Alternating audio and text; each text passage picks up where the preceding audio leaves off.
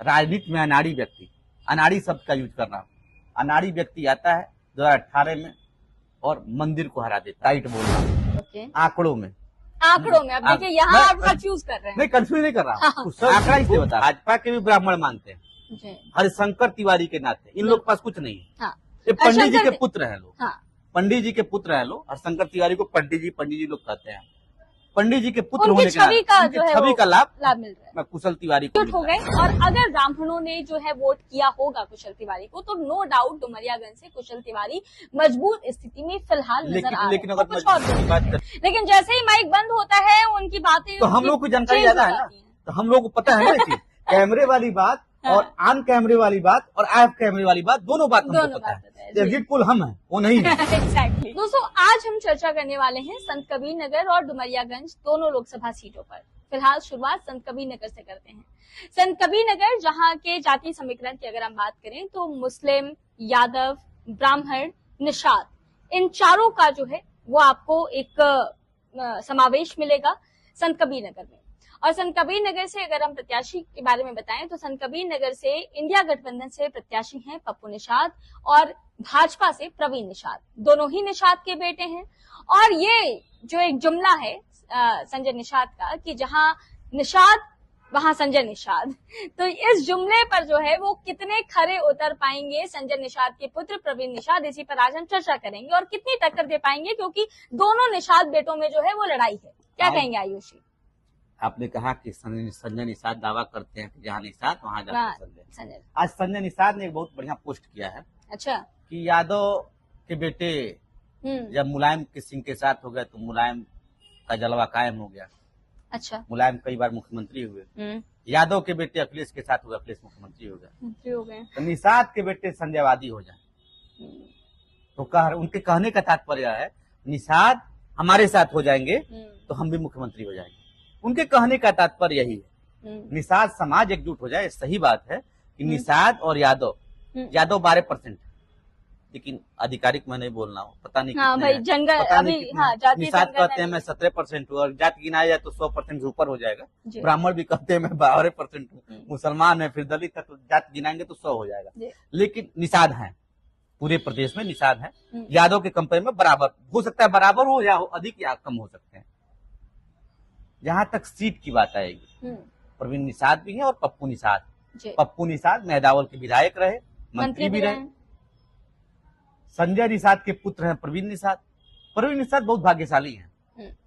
गोरखपुर में वो उपेंद्र दत्त शुक्ला को हराए, बीजेपी को एक तरीके से रथ को रोका, मंदिर के रथ, विजय रथ को रोका। और वही प्रवीण निषाद राजनीति में अनाड़ी व्यक्ति, अनाड़ी शब्द का यूज कर रहा हूं, अनाड़ी व्यक्ति आता है 2018 में और मंदिर को हरा देता है। और वही व्यक्ति 2019 के लोकसभा में हाता को हरा देता है।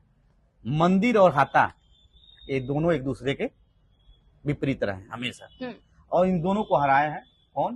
प्रवीण निषाद, जिनके पास राजनीतिक अनुभव नहीं था। वो संजय निषाद के साथ सिर्फ चलते थे। डॉक्टर साहब बताते हैं कि वो गाड़ी चलाते थे। मेरा सांसद उनके बेटे जो हैं गाड़ी चलाते हैं। तीसरी बार चुनाव लड़ रहे हैं। संत कबीर नगर का मुकाबला टाइट है। अच्छा, मैं हर जगह नहीं बोलता हूँ टाइट है, यहाँ टाइट बोल रहा हूँ। आंकड़ों में अब देखिए यहाँ आप कंफ्यूज कर रहे हैं। नहीं, कंफ्यूज नहीं कर रहा हूँ, आंकड़ा इसलिए बता रहा हूँ। अगर आंकड़ों में जाएंगे तो पप्पू निषाद जीत जाएंगे। अच्छा, और अगर आंकड़ों में नहीं जाएंगे तो प्रवीण जीतेंगे। मैं बोलूँ कैसे? जैसे मुसलमान 6 लाख, मैं फिर कह रहा हूँ, कहा जाता है कुछ लोग 5 लाख बताते हैं, लेकिन ज्यादातर रिपोर्ट 6 लाख। निषाद 2.5 लाख के करीब, यादव 2.5 लाख से ऊपर। ठीक है, यादव और मुस्लिम कितने हुए? और निषाद, निषाद का बेटा पप्पू निषाद भी है। 6 और 3 नए, 3 12, तो जीत गया। अच्छा, आंकड़ों में। ठीक है, लेकिन ऐसा कुछ नहीं। अब आंकड़ों से अगर हट के, क्योंकि ये आंकड़ा 19 के लोकसभा में भी था। मैं बार बार कह रहा हूँ कि भारत का सबसे बड़ा गठबंधन फेल हो गया जी। सपा और बसपा का, और एक संत कबीर नगर में फेल हुआ। 30,000 से चुनाव हार गए कुशल तिवारी जी। बसपा का वोट मिला कुशल जी को, सपा का वोट मिला कुशल जी को, और तब भी वो 4,34,000 के करीब सिमट गए। हार जीत का अंतर मार्जिन वहाँ आज भी कम होगा। आज भी यानी कि इस चुनाव में मतलब कल बता रहा हूँ, संत कबीर नगर में हार जीत का मार्जिन कम होगा।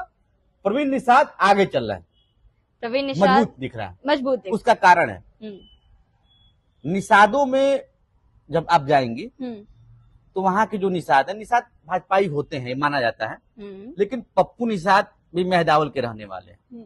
तो पप्पू निषाद के साथ छवि कैसी है पप्पू निषाद? बहुत बेहतरीन, लोग बताते हैं। कोई दागदार छवि? दागदार न प्रवीण है न वो है। और दोनों निषाद के बेटे हैं। लेकिन कुछ ऐसे वोटर है प्राची जी, जैसे प्रजापति हो गए, पाल हो गए, सहितवार हो गए, मल हो गए, कुशवाहा हो गए, बनिया हो गए, इनको कोई जोड़ नहीं रहा है। हम भी नहीं जोड़े, आप भी नहीं जोड़े। ये सारे के सारे वोटर 90% ठोक में बीजेपी के साथ जाएंगे, राजभर भी साथ में। और इस समीकरण से आपको ये कहना है कि प्रवीण निषाद मजबूत हैं, मजबूत स्थिति में। और उसका कारण है जितने लाभार्थी हैं, संजय निषाद, उनको पता था कि अगर मैं जाति की बात करूंगा, समीकरण की बात करूंगा तो हम लोग चुनाव हार जाएंगे। इसीलिए उन्होंने लाभार्थियों की बात की, योजनाओं की बात की, आवास की बात किया, शौचालय का बात किया, निषादों की बात किया। निषाद समाज में ये सही है कि भाजपा के लोगों ने कह दिया था कि आप निषादों में मेहनत करिए, और सपा के लोगों ने भी कह दिया था पप्पू निषाद को निषादों में मेहनत करिए। लेकिन एक चर्चा है कि निषाद जो है 60% के करीब बीजेपी के साथ चले गए। लेकिन ये भी सच है कि निषाद पप्पू निषाद के भी साथ गए, और जिस खजनी से चुनाव जीतते थे संजय निषाद, वहां मुकाबला टाइट है। जिस मेहदावल से वो चुनाव जीत जाते थे, वहां मुकाबला टाइट है। जिस खलीलाबाद विधानसभा से वो चुनाव जीत जाते थे, वहां मुकाबला टाइट है। खलीलाबाद तो कभी नहीं जीते। फिर क्यों कह रहे हैं कि प्रवीण निषाद? 2 विधानसभा और है, आप बता रहे हैं धनघटा और अल्लाहपुर। हाँ, आप कह रहे हैं खजनी में मामला टाइट है। टाइट का मतलब क्या? 2000-3000, लेकिन जैसे वो धनघटा जाएंगे वहां लीड कर जाएंगे।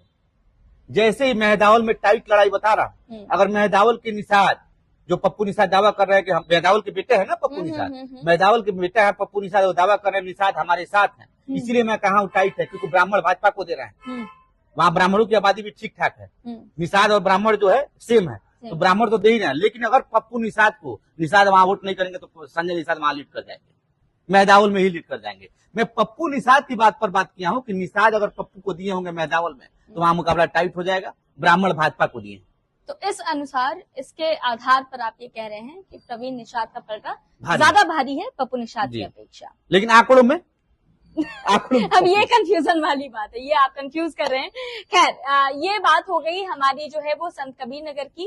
अब बात करते हैं डुमरियागंज पर। डुमरियागंज जो कि जगदम्बिका पाल जहां से जो है वो लगातार सांसद रहे हैं, और जगदम्बिका पाल का विजय रथ रोकने के लिए कुशल तिवारी, जो कि हरिशंकर तिवारी के पुत्र हैं, उनको मैदान में उतारा गया है। अब अगर समीकरण की बात की जाए तो 3 ऐसे समीकरण हैं जिसमें कुशल तिवारी फिट बैठते हैं। लेकिन क्या कुशल तिवारी जगदम्बिका पाल की विजय रथ को रोक पाएंगे? ये अपने आप में एक बड़ा सवाल है। इसी सवाल के साथ आपके साथ जुड़ रहे हैं फिर से आयुष जी, क्या कहेंगे आप, क्या माहौल है वहाँ का? वहाँ यादव मुसलमान की तो आप बात की, समीकरण किसके साथ? कुशल जी के साथ। कुशल तिवारी के बारे में कहा जाता है कि वो ब्राह्मण नेता है जी, और इसीलिए अखिलेश यादव ने समीकरण देखकर कुशल तिवारी को उतारा भी। लेकिन ब्राह्मण भाजपाई होते हैं, ये भी कहा जाता है। कुछ को छोड़ दिया जाए तो आप भी जानती हैं इस चीज को, कुछ लोगों को छोड़ दिया जाए तो ब्राह्मण भाजपाई हैं। इसीलिए कुशल जी को भेजा गया कि कुशल जी को भाजपा के भी ब्राह्मण मानते हैं, हरिशंकर तिवारी के नाते। इन लोग के पास कुछ नहीं है। हाँ। ये पंडित जी के पुत्र हैं लोग। हाँ। पंडित जी के पुत्र हैं लोग। हरिशंकर तिवारी को पंडित जी लोग कहते हैं। पंडित जी के पुत्र होने के छवि का लाभ मिल रहा है, कुशल तिवारी को मिल रहा है। अब कितना लाभ मिल रहा है? लाभ नहीं मिल रहा था, लेकिन एक वीडियो वायरल होता है मुख्यमंत्री जी का, उसके बाद ब्राह्मणों में उबाल आता है। अब ये कितना उबाल आया है अभी देखने वाली बात है। और इसी उबाल पर ये आधार उबाल के आधार पर ही ये उबाल आया होगा तो कुशल तिवारी मजबूत है। लेकिन अगर ये उबाल नहीं आया होगा, जो सिर्फ बोलने की, मैं आपसे क्या कहा कि लोग 5 साल ब्राह्मण ऐसे हैं जो 5 साल जो है भाजपा का खूब बुराई किए, खूब प्रत्याशी का बुराई किए, लेकिन जब वोट देने की बारी आई तो भाजपा कर दिए। एक बार हम अपने दर्शकों को बता देते हैं कि ये वो वीडियो थी योगी आदित्यनाथ की, जिसमें उन्होंने कुशल तिवारी को जो है वो एक कह सकते हैं अपमानजनक तरीके से जो है वो उनके बारे में बोली बातें, और उसके बाद जो है कहीं ना कहीं ब्राह्मणों को ऐसा लगा कि ब्राह्मण जाति को जो है वो दबाने की कोशिश की जा रही है, और इसी वजह से ब्राह्मण एकजुट हो गए। और अगर ब्राह्मणों ने जो है वोट किया होगा कुशल तिवारी को, तो नो डाउट डुमरियागंज से कुशल तिवारी मजबूत स्थिति में फिलहाल नजर आ रहे हैं। लेकिन अगर मजबूती की बात करेंगे फिर मैं रोकूंगा। हाँ। जगदम्बिका पाल सपा और बसपा का गठबंधन जब था तभी 1 लाख से ऊपर चुनाव जीते थे, और जगदम्बिका पाल की बिरादरी वहाँ बहुत कम है, तभी चुनाव जीते हैं। आप ही के इंटरव्यू में पाल जी ने कहा, आप ही के इंटरव्यू में उन्होंने कहा कि मेरी उम्र के बारे में लोग चर्चा कर सकते हैं, लेकिन मेरे बारे में बुराई नहीं करेंगे। प्रत्याशी खराब है जी, प्रत्याशी खराब है, काम नहीं किया। बात समाप्त हो गई हो तो मैं एक चीज और ऐड करना चाहूंगी। आपने बोला जगदम्बिका पाल के जाति के लोग वहां पर कम है। अब पाल जाति के लोग कितने हैं कितने नहीं इस पे हम नहीं जाएंगे, लेकिन मुझे लगता है कि जगदम्बिका पाल की जो छवि है वो जातिगत समीकरण को लुभाने वाली छवि नहीं है। मुझे लगता है कि वो मुद्दों पर बात करते होंगे, जाति पर की राजनीति उन्होंने नहीं की है। सही हूँ मैं? बिल्कुल सही, तभी तो मुसलमानों का भी वोट मिलता है। लेकिन कहा जा रहा है कि इस बार मुस्लिम नहीं देंगे, कहा जा रहा है। लेकिन अगर हम बात करें ग्राउंड रिपोर्ट्स की, तो आपने देखा होगा कि मुसलमान भी वहां पे, जब हमने लोगों से बात की तो वहां के मुसलमानों ने भी ये कहा था कि भाई हम जो है वो जगदम्बिका पाल को पसंद करेंगे, क्योंकि जगदम्बिका पाल हमारे सुख दुख में आते जाते रहते हैं। सुख दुख में आना और चुनाव लड़ने में अंतर होता है। सुख दुख में तो बहुत लोग आते हैं। एक लहर था जगदम्बिका पाल का पिछले चुनाव में, वो लहर इस बार नहीं है। जगदम्बिका पाल को टाइट मुकाबला है, जगदम्बिका पाल और कुशल तिवारी की पार्टी, बहुत ही जोरदार मुकाबला है। संत कबीर नगर मैं भले से प्रवीण निषाद को आगे किया हूँ, लेकिन वहां भी कुछ भी हो सकता है। मतलब हमको आश्चर्य नहीं होगा पप्पू निषाद अगर चुनाव जीत जाए, उसी तरीके से अगर कुशल तिवारी जीत जाए तो हमको आश्चर्य नहीं होगा। मुकाबले में मजबूत जगदम्बिका पाल इसलिए है कि योजनाओं का लाभ जैसे संत कबीर नगर में मिल रहा है वैसे डुमरियागंज में मिलेगा, और इसीलिए भाजपा को हर सीट मिल रहा है। और जहाँ जातिगत समीकरण भाजपा का एकदम नहीं बैठ रहा है वहीं भाजपा आ रही है आजमगढ़, वहाँ कोई समीकरण ही नहीं है, वहाँ हारना तय है। इसी तरीके से योजनाओं की जब बात करेंगे तो डुमरियागंज में मिल रहा है, संत कबीर नगर में मिल रहा है, कुशीनगर मिल रहा है, देवरिया भी हर जगह मिल रहा है। इसी आधार पर जगदम्बिका पाल की स्थिति मजबूत है। लेकिन जातिगत समीकरण की बात कर लेंगे तो वहाँ कुशल जी मजबूत। तो चलिए बात को बहुत लंबा ना खींचते हुए, चर्चा को बहुत लंबा ना खींचते हुए, हम एक मोटी मोटी बातें हम आपके सामने रख दे रहे हैं। हमने एक समीकरण आपके सामने रख दिया है, और ये समीकरण कहीं ना कहीं आपको अगर समझ में आ रहा होगा तो आप समझ गए होंगे कि किसकी तरफ कितना पलड़ा जो है वो भारी है। तो ये कट कर दो, फिर से करेंगे, लास्ट वाला फिर से करेंगे। तो दोस्तों ये है गोरखपुर लाइव का एग्जिट पोल गोरखपुर बस्ती मंडल की सीटों का, और हमारे साथ आयुष जी थे। आयुष जी बहुत बहुत शुक्रिया हमारे साथ अपना अनुभव शेयर करने के लिए। और मैं आपको दोस्तों ये बता दूं कि ये जो एग्जिट पोल हम आपके सामने लेकर के आए हैं, इसका हम कोई दावा नहीं करते हैं कि हमने जो कहा है वही कैंडिडेट जीत सकता है या वही कैंडिडेट हार सकता है। हम बस एक अनुभव के आधार पर जो है आपके सामने ये बातें रख रहे हैं। वैसे जरा एग्जिट पोल पर भी बात कर ली जाए, क्योंकि कई बार ऐसा होता है कि एग्जिट पोल्स फेल हो जाते हैं। अभी फिलहाल देखा जा रहा है जिस तरीके से लोग एग्जिट पोल्स के वीडियोस जो है वो अपने अपने व्हाट्सएप पे शेयर कर रहे हैं, अपने अपने स्टेटस में लगा रहे हैं, और लोग पहले से ही खुश हो गए कि हाँ भाई इसको तो इतना मिल रहा है, एनडीए इतनी सीट जीत रही है, इंडिया यहाँ से जीत रही है।